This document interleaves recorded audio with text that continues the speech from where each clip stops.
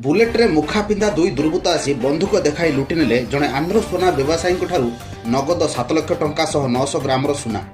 एपरि एक अभावन घटना देखा मिली रायगड़ा जिला शेषखाल थाना अंतर्गत जेमादेई पेंठ निकटस्थ कांचिका वालसा छकठारू किछि दूरता मध्य लुट्र शिकार होता सुना व्यवसायी नाम बालाजी बोली जमापड़ा बेले शेषखाल थाना एतला दायर पर पुलिस पदक्षेप ग्रहण कर जमापड़ी। सूचना प्रकार आज रायगड़ा सहर विभिन्न सुना दुकान को देथिबा सुना टंका आदाय पाई बालाजी और ताको सहयोगी एक स्कूटी जगे आंध्र श्रीकाकुलम रायगड़ा आसथिले। अपराह्न बालाजी स्कूटी जगे नगद 7 लाख टंका एवं बाकी सुना नहीं श्रीकाकुलम फेरुवा समय शेषखाल थाना अंतर्गत जेमादेई पेंठ स्थित पेट्रोल पंप तेल पकाई जाउथुवा बेले कांचिका वालसा छकठारू मात्र किछि दूर में विपरीत दिगरू एक कला रंगर बुलेट्रे मुखा पिंधा दुई जण दुर्बृत्त आसी स्कूटी को धक्का देथिले।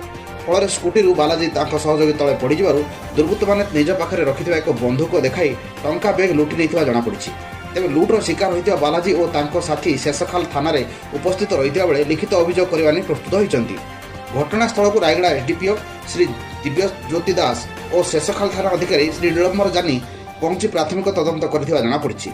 रायगड़ा स्पेशल जिला प्रतिनिधि P Dilip Kumar report crime 7 news.